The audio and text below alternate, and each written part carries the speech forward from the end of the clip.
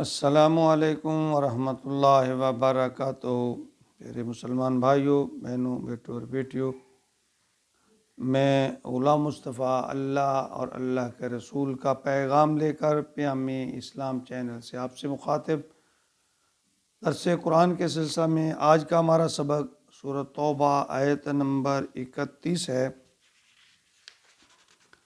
اعوذ باللہ من الشیطان الرجیم، بسم اللہ الرحمن الرحیم۔ اتخذوا احبارهم ورهبانهم اربابا من دون اللہ والمسیح ابن مریم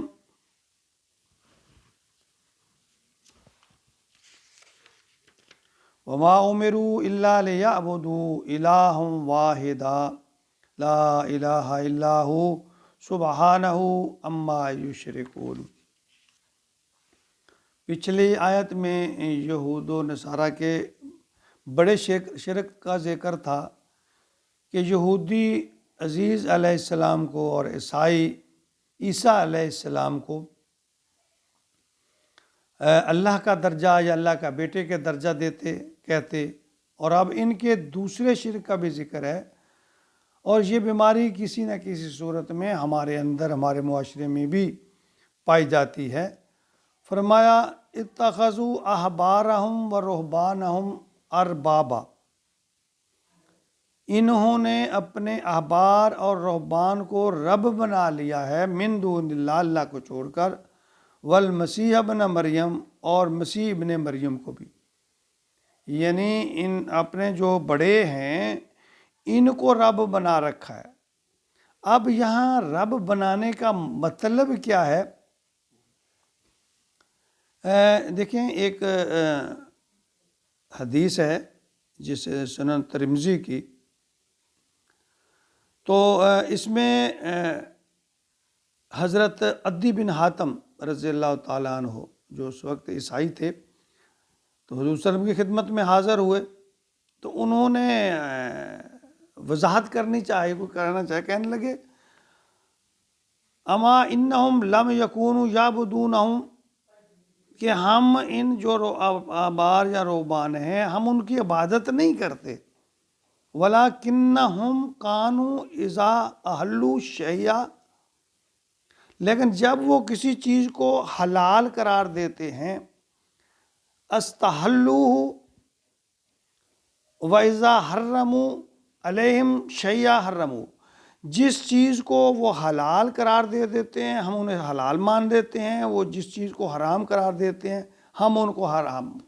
یعنی ہم عبادت نہیں کرتے احبار کی، ان بڑوں کی، ہم تو صرف ان کی جو حلال کردہ چیزوں کو حلال مان لیتے ہیں، حرام کردہ چیزوں کو حرام مان لیتے ہیں۔ یعنی ان کے جو مشائخ تھے، جو علماء تھے، حالانکہ یہ خالصتاً حلال اور حرام کا اختیار اللہ کے پاس ہے، یعنی وہ اس کو اس میں وضاحت یعنی کرنے کی عدی بن حاتم نے کوشش کی کہ ہم جی ان کو نہیں مانتے، اس کی میں شرک والی بات، اور یہی بات آج ہم کہتے ہیں کہ ہم کون سا ان کی عبادت کرتے ہیں، ہم تو بس ان کی پیروی کرتے ہیں۔ یعنی جو چیز اللہ نے حلال کی ہے اگر وہ اس کو حلال کہتے ہیں تو ٹھیک ہے، جو چیز اللہ نے آپ کو ملتا ہے قرآن و حدیث، ایک بالکل واضح بات مل جاتی ہے کہ اس چیز سے اللہ نے منع فرمایا، یہ بات غلط ہے، پھر بھی ہم اگر ان کی بات مانتے ہیں تو وہ پھر وہی بات ہو گئی عیسائیوں اور یہودیوں والی کتاب والی۔ آگے فرمایا وما امروا الا لیعبدوا الہا واحدا، انہیں نہیں حکم دیا گیا تھا مگر اس بات کا کہ وہ پوجا صرف ایک اللہ کی کریں، لا الہ الا ہو، کوئی معبود نہیں ہے اس کے سوا، سبحانہ عما یشرکون، اور وہ پاک ہے اس بات سے جو یہ شرک کرتے ہیں۔ یعنی وہ ڈگر تو ہم نے بھی اپنا رکھی ہے کہ جو ہماری پسندیدہ شخصیت یا آئیڈیل شخصیت ہے، ہم اس کی محبت اور عقیدت میں غلو کے مقام تک پہنچ جاتے ہیں، پھر انہی کو اپنا اوڑھنا بچھونا، ذریعہ ہدایت، ذریعہ رحمت، ذریعہ مدد، پتہ نہیں کیا کیا کچھ سمجھنا شروع کر دیتے ہیں، اور بس صبح و شام انہی کی تعریف، ہم اللہ کی تعریف کم کرتے ہیں۔ ان کی عقیدت میں زیادہ محو ہو جاتے ہیں، پھر ہوتا یہ ہے کہ ہماری عبادت و ریاضت کی تمام منزلیں انہی سے ہو کر گزرتی ہیں۔ اور اس پر ستم ظریفی یہ ہے کہ پھر ان کی عقیدت کا معیار بھی ہم نے خود ہی یا چند ایسے لوگوں نے مقرر کر رکھا ہے جو دین کی اصلیت سے خود واقف نہیں ہے۔ ہم ان کی عقیدت میں اللہ کی عقیدت کو بھول جاتے ہیں، اور بعض اوقات تو اللہ اور اللہ کے رسول کے پیغام اور احکامات کو بھی نظر انداز کرتے ہوئے جو ہے بس عقیدت کے نام کا پر نام نہاد قول سے باہر نہیں نکلتے ہم۔ یہی وہ شرک کی خطرناک قسم ہے جس کے بارے کہا جا رہا ہے کہ لوگوں احبار اور ربان کو اپنا رب تم نے بنا رکھا ہے۔ اسلام میں ہر بڑے کی عزت اور احترام لازم ہے، لیکن اس کی حدود و قیود کا خیال رکھنا چاہیے کہ انہیں وہ درجہ نہ دیا جائے جسے اہل کتاب نے اپنے احبار اور ربان کو دے دیا تھا، ان کو رب بنا لیا تھا۔ جس طرح یہ ترمذی کی حدیث ہے، اس میں بڑا واضح عدی بن حاتم جو ہیں وہ کہتے ہیں کہ یا رسول اللہ، یعنی رسول اللہ صلی اللہ علیہ وسلم انہوں نے مکالمہ کیا تھا، اس کو ترمذی نے نقل کیا ہے کہ یا رسول اللہ ہم ان کی عبادت نہیں کرتے، ان کی پوجا نہیں کرتے، ہم تو صرف جو بات وہ کہتے ہیں ان کو مان لیں، جو کہتے ہیں ٹھیک ہے وہ ٹھیک ہم مان لیتے، جو وہ کہتے ہیں غلط ہے، یعنی جو حلال کو جو وہ حلال کہتے ہیں کہ یہ بات ٹھیک ہے حلال ہے ہم اس کو ٹھیک مانتے ہیں، جو کہتے ہیں یہ حرام غلط ہے ہم اس کو چھوڑ دیتے ہیں۔ تو اللہ نے پھر یہی بات اللہ کے رسول نے فرمائی، نہیں، تم اللہ نے جو حلال کیا ہے اس کو حلال مانو، جو اللہ نے حرام کیا ہے اس کو حرام مانو۔ تو اہل کتاب کی طرح تم بھی یہ دیکھیں ہر چیز کا مالک اللہ ہے، وہی داتا ہے، وہی مشکل کشا ہے،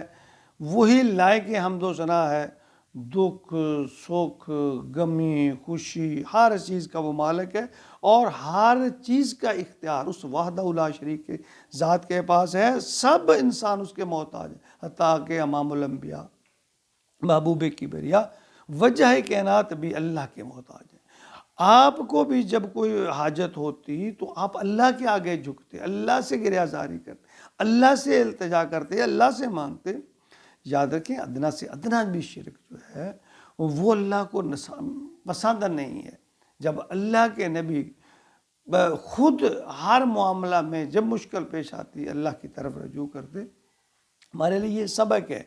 کہ مانگنا ہے تو صرف اللہ سے، جھکنا ہے تو صرف اللہ کے آگے،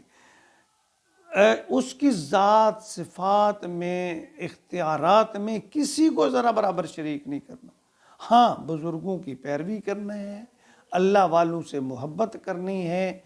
کیونکہ وہ ہمیں اللہ کے در اس وقت تک جب تک وہ اللہ کا پیغام ہم تک پہنچائے۔ جب کہیں خدا نخواستہ ایسا ہو جائے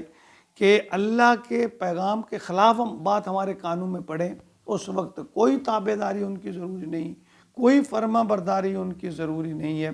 بلکہ اللہ اور اللہ کے رسول کی بات مقدم ہے، وہی ماننی ہے،